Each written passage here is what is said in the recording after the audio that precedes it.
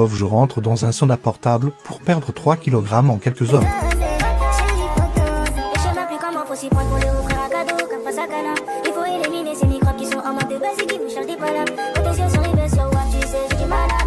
Vlog sur comment j'ai perdu mon poids bientôt, dispo sur YouTube, lien en bio, abonnez-vous.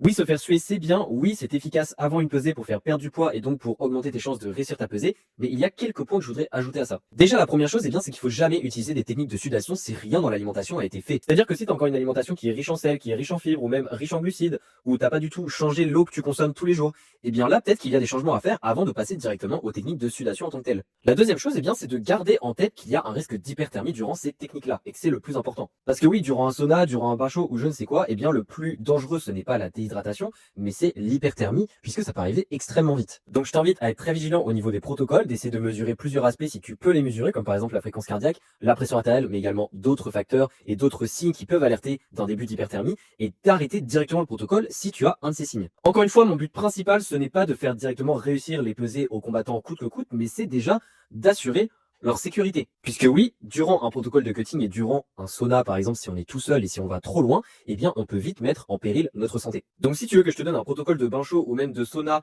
qui est 100% safe, commente sauna et je t'envoie ça par